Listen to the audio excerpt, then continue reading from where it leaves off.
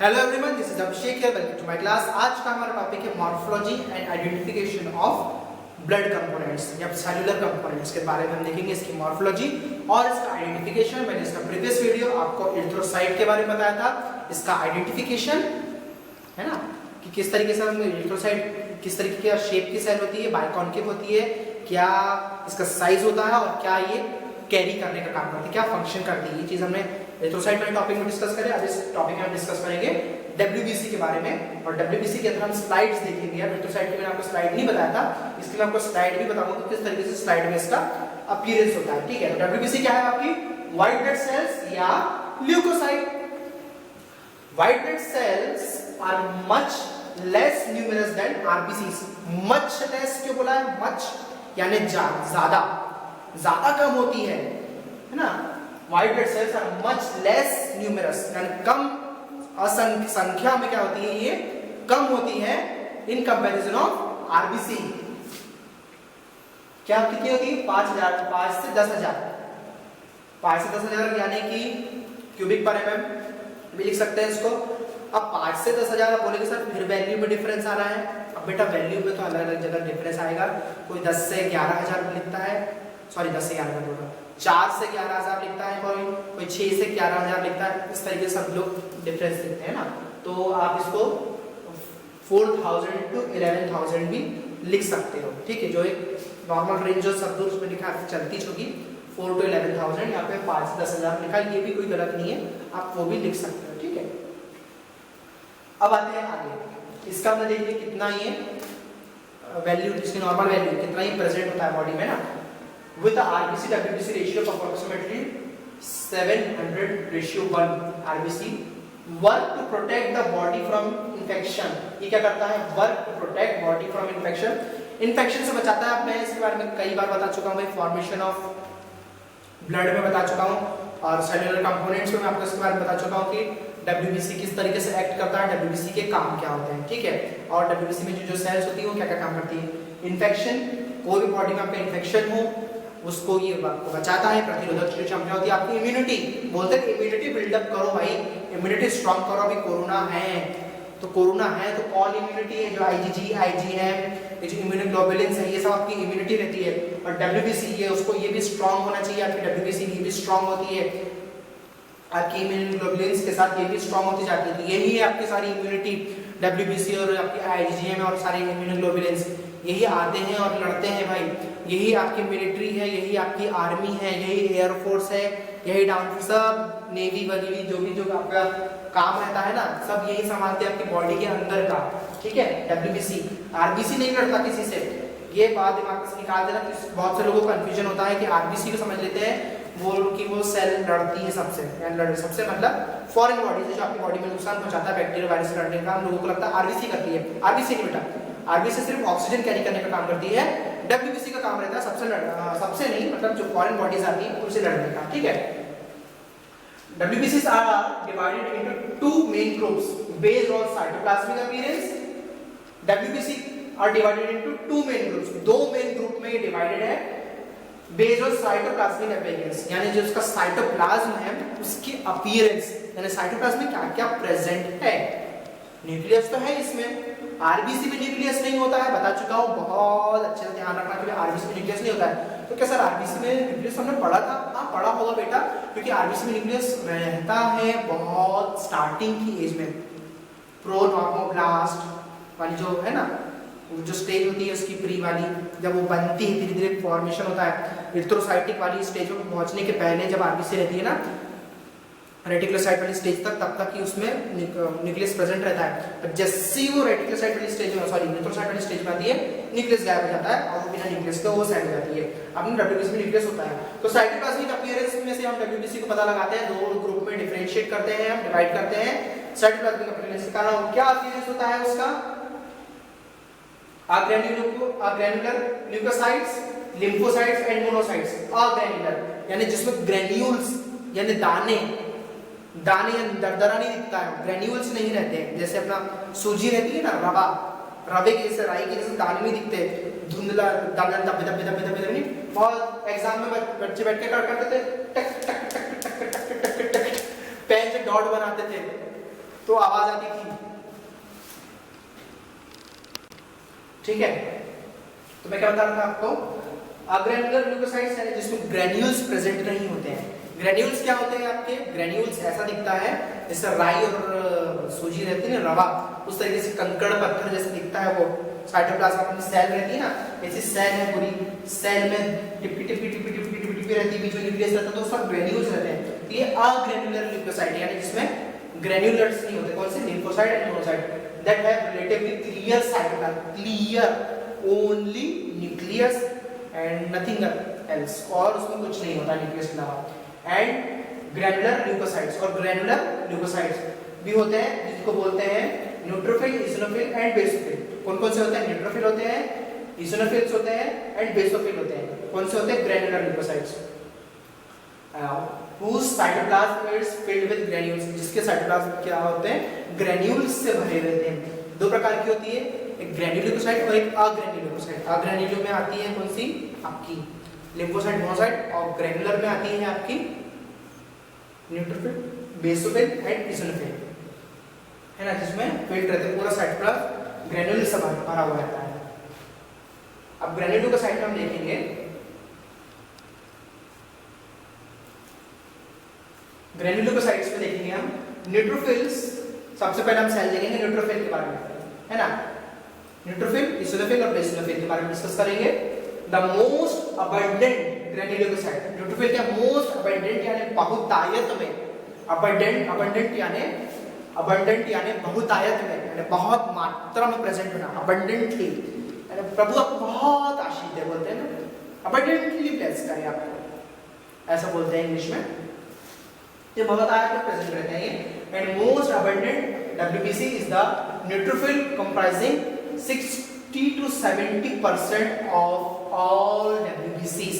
60 to 70% जो WBC है वो न्यूट्रोफिल होती है, ठीक है, यानी 100 में से 60 to 70% WBC में से तो न्यूट्रोफिल ही इतनी होती है ना, इसलिए इसको बोलते हैं बहुतायत में प्रेजेंट होना, अबंडेंटली प्रेजेंट रहना। They are approximately 10 to 12 mm in diameter, 10 to 12 mm इसका डायमीटर होता है, ठीक है, with very fine pale iliac granules in the cytoplasm, जो बहुत फाइन पेल यानी हल्के से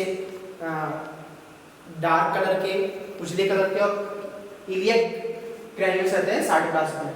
The nucleus has from 2 to 5 finely connected nuclear lobes। इसके न्यूक्लियस में क्या होते हैं, 2 से 5 इसमें लोब्स होते हैं। किसमें होते हैं, न्यूट्रोफिल में। न्यूट्रोफिल की पहचान ही है, जब भी आप स्लाइड देखोगे, स्लाइड देखते समय आपको कैसे पता चलेगा कि न्यूट्रोफिल है, जिसमें ज्यादा लोब रहे ना बेटा, सेल के अंदर ज्यादा लोब रहे। मैं भी बताऊंगा आपको, उसका स्लाइड व्यू भी दिखाऊंगा इतना पढ़ाने के बाद, स्लाइड में उसको समझना ही न्यूट्रोफिल है, ठीक है।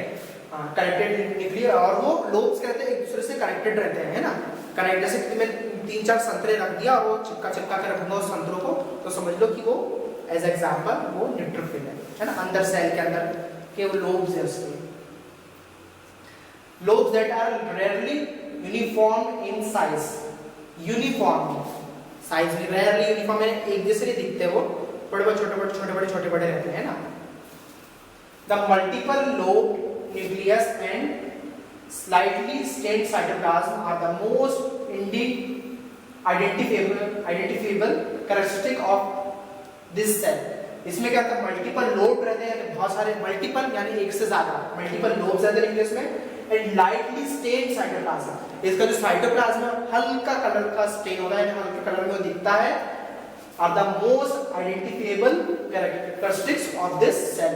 जैसे क्या है, आइडेंटिफिएबल यानी कि देखने लायक, आइडेंटिफाई करने लायक, पता लगाने लायक जो इसमें फीचर है वो क्या है, इसका लोब्स है, इसके मल्टीपल लोब्स हैं, है ना।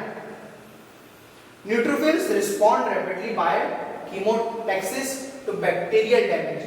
जो न्यूट्रोफिल जो रिस्पॉन्ड करते हैं रैपिडली बाय, जिसमें कीमोटैक्सिस होता है बैक्टीरिया में, उसको डैमेज करता है, उस पर रिस्पॉन्स करता है न्यूट्रोफिल, ठीक है। They then phagocyte pathogens and release lysosomes. ये क्या करते हैं, लाइसोसोम्स। ग्रैन्युलोसाइट है ना, ग्रैन्युलोसाइट यानी सेल्स के अंदर ग्रैन्यूल्स है, ग्रैन्यूल्स में ग्रैन्यूल क्या है, लाइसोसोम्स है। लाइसोसोम्स क्या करते हैं, किल करने का काम करते हैं। जो प्रेजेंट रहता है ना लाइसोसोम जाता है, कनेक्ट होता है, उसकी पूरी मॉर्फोलॉजी को समझता है अंदर से और फिर उसको फैगोसाइट करने की प्रोसीजर करता है। मैंने आपको ये चीज मेरा ट्यूबरकुलोसिस वाला वीडियो जिन्होंने नहीं देखा है, आप ट्यूबरकुलोसिस वाले वीडियो देखना, उसमें मैंने बहुत अच्छे से समझाया हूँ कि जब आप कोई भी बैक्टीरिया आता है या पैथोजन आता है तो आपका जो बॉडी का सिस्टम है किस तरीके से उसके खिलाफ डिफेंस कैसे जनरेट करता है, कैसे स्टेप बाय स्टेप सारा समझाया हूँ। 5 वीडियो है, घबराना नहीं, एक एक करके देख लेना, समय निकाल के सारी चीजें कॉन्सेप्ट क्लियर हो जाएगी, ठीक है। हाँ, तो क्या करते हैं, फैगोसाइट करते हैं यानी किल करने का काम करता है, पैथोजेंस को रिलीज करता है लाइसोसोम्स के द्वारा। Strong oxidants and defenses to help fight the infection. इसके स्ट्रॉन्ग ऑक्सीडेंट्स रहते हैं क्योंकि क्या करते हैं, डिफेंस करते हैं फाइट करने के लिए इन्फेक्शन से, ठीक है। अब इसका देख लो आप, इसका स्लाइड स्ट्रक्चर, ये स्लाइड में किस तरीके से दिखता है न्यूट्रोफिल। ये रहा न्यूट्रोफिल और ये इसिनोफिल भी इधर बनाया हुआ है, दिख रहे लोग कितने, 1 2 3 4 5 एक लोग दिख रहे हैं इसमें, है ना, 1 2 3 3 4 5 कनेक्टेड रहते हैं, जैसे मैंने आपको बताया है कनेक्टेड है, ये देखो कनेक्टेड दिख रहा है, यहाँ पे जुड़े हुए हैं, सब लोग आपस में जुड़े हुए हैं। ऐसा अगर दिख रहे आपको ब्लड में, ये क्या, ये आरबीसी है आपकी, छोटी छोटी दिख रही है, सब आरबीसी और ये है न्यूट्रोफिल। क्या साइज बताया था मैंने आपको, 10 से 12 म्यूएम का और आरबीसी का 6 से 8 म्यूएम का साइज है ना, इसको छोटा साइज है और ज्यादा लोग हैं इसलिए इसको हम ऐसा आइडेंटिफाई करते हैं। समझ में आ गया न्यूट्रोफिल कैसे दिखता है, जब ऐसे साइज देखोगे तो समझ जाना न्यूट्रोफिल है। हाँ, अब मैं क्या पढ़ा रहा हूँ आपको, नॉर्मल मॉर्फोलॉजी, सेल्स की नॉर्मल मॉर्फोलॉजी कैसी होती है। नॉर्मली ये ऐसे दिखते हैं, है ना, और अगर कोई डिसीज में कोई बीमारी हो गई आपको या कोई ऐसी बॉडी में अंदर उथल पुथल मच गई, फंक्शंस आपके डिस्टर्ब हो गए, तब उस समय लोब्स बढ़ जाते हैं, बाइट साइज दिखता है, बाइटोसाइट्स बोलते हैं जिसको, बहुत अलग अलग तरीके के फिर वो न्यूट्रोफिल्स दिखने लग जाते हैं, ठीक है। उतना उसको डीप में नहीं जाना है आपको, मैं आपको एक जनरल आइडिया दे रहा हूँ, कुछ कंडीशन में फिर इनके मॉर्फोलॉजी चेंज करती है ना। अब हम देखेंगे इसिनोफिल के बारे में। अब इसिनोफिल्स क्या है, इसिनोफिल्स भी है, ग्रैन्युलोसाइट है ये। इसिनोफिल्स represent only 2 to 4% of all WBC, यानी 2 से 4% की पूरी डब्ल्यूबीसी में प्रेजेंट रहता है eosinophil. They are similar in size neutrophils, neutrophils से सिमिलर यानी एक जैसे रहते हैं ये साइज में, कितना 10 to 12 mm ही रहता है ये साइज में, डायमीटर में सिमिलर यानी एक जैसे रहते हैं साइज में ये, with red orange large uniform granules, uniform granules रहते हैं इसके, है ना, रेड और ऑरेंज शेप में दिखते हैं। ये तो हमने स्टेनिंग करी है, रेड और ऑरेंज आपको कहाँ पे दिखेंगे बेटा, इलेक्ट्रॉन माइक्रोस्कोपी करते हैं ना तब करेंगे, अभी हमने कंपाउंड माइक्रोस्कोप किया है ना, उसका इमेज है ये, है ना। लार्ज और यूनिफॉर्म ग्रैन्यूल्स रहते हैं, बड़े बड़े रहते हैं। न्यूट्रोफिल में थोड़े छोटे छोटे ग्रैन्यूल्स रहते हैं और 5 रहते हैं। इसमें कितने ग्रैन्यूल्स रहते हैं, इसमें 1 से 2 ग्रैन्यूल्स रहते हैं ना इसमें, जिसमें eosinophils they are similar in size, और इसका रेड ऑरेंज और लार्ज यूनिफॉर्म ग्रैन्यूल्स रहते हैं, that do not block the nucleus, जो न्यूक्लियस को करते हैं ब्लॉक नहीं करते हैं, है ना। The nucleus usually has 2 but may have 3 connected nuclear lobes.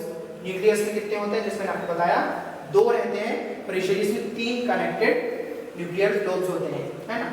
That tend to be more rounded and uniform that found in neutrophils. Tend to be ज़्यादा यूनिफॉर्म, ज़्यादा गोल शेप के रहते हैं, अच्छे आकार में रहते हैं न्यूट्रोफिल की अपेक्षा में। न्यूट्रोफिल देखा तो आपने एकदम से सर्कुलर नहीं थे, ये थोड़े ज़्यादा सर्कुलर शेप में, इस तरीके से आप आइडेंटिफाई कर पाओगे। यानी 1 से ज़्यादा लोग रहेंगे, 2 से 3 लोग रहेंगे, 2 लोग रहेंगे, 2 से 3 लोग रहेंगे काय में, इसिनोफिल में, और न्यूट्रोफिल में कम से कम 5 लोग रहते हैं ना। इस तरीके से आप उसको आइडेंटिफाई कर पाओगे, क्योंकि दोनों का साइज तो सेम ही रहता है ना। अब देखेंगे हम red orange colour and more uniformly shaped lobe nucleus are the keys to identify the cell. क्या है इसकी की, किस तरीके से हम इसको, क्या इसका एक पॉइंट है इसको आइडेंटिफाई करने का, कि इसका जो लोब्स है वो कितने होते हैं, are more uniform shape nucleus are key to identify, यानी 2-3 लोब रहते हैं और यूनिफॉर्म रहते हैं, ज्यादा अच्छे शेप के रहते हैं आइडेंटिफाई करने के लिए। इजोनोफिल्स कॉम्बैट हिस्टामिन इन एलर्जिक रिस्पॉन्सेस। एलर्जी के जो रिस्पॉन्स आते हैं आपके, एलर्जिक यानी कोई भी जैसे कि कोई भी रिफ्लेक्स सिस्टम आया आपका, जैसे किसी को धूल से एलर्जी रहती है, किसी को धूल लगा, किसी को ठंडा पानी पिया तो आपको प्रॉब्लम हो जाती है ना, किसी चीज़ से, किसी को पोलिन ग्रेन से है ना, फूल में जो परागण रहते हैं ना पीले पीले, वो उड़ के आया उसको, उससे किसी को एलर्जी आ जाती है, किसी को कोई चीज़ खाने में एलर्जी होती है ना, किसी को वातावरण में किसी को पानी या ये गाढ़ा पानी नहीं पी सकता, मुझको एलर्जी हो जाती है मेरे को, है ना, जैसे बहुत सारी एलर्जीज रहती हैं। तो क्या करते हैं, एलर्जी जैसे कोई सिस्टम होता है, एलर्जी क्या है आपकी बॉडी में, इट्स अ एक्सैगरेटेड इम्यून रिस्पॉन्स। एक्सैगरेटेड यानी बहुत सारा इकट्ठा जो इम्यून रिस्पॉन्स आपका किसी भी सिम्टम के लिए, कोई भी सिम्टम आपकी बॉडी में हुई और उस सिम्टम्स का रिस्पॉन्स एक्सैगरेटेड यानी होता है कि मात्रा में रिस्पॉन्स होने को ही एलर्जी कहा जाता है। ठीक है, तो ये एलर्जी इस कंडीशन में हिस्टामिन रिलीज करते हैं कौन, eosinophils. phagocytosis antigen antibody complexes and destroy some parasitic worms, और कुछ टाइप के पैरासाइटिक वॉर्म्स को ये क्या करते हैं, डिस्ट्रॉय करते हैं। इतना काम है किसका, इज़ोनोफिल्स का। अब हम देखेंगे बेसोफिल्स के बारे में। बेसोफिल्स क्या है, the least common WBC is the basophil comprising only 0.5 to 1%। सबसे कम मात्रा में बेसोफिल प्रेजेंट रहती है बॉडी में, लीस्ट कंप्राइजिंग यानी सबसे कम प्रेजेंट होने वाली ना, और लीस्ट कॉमन होती है ये।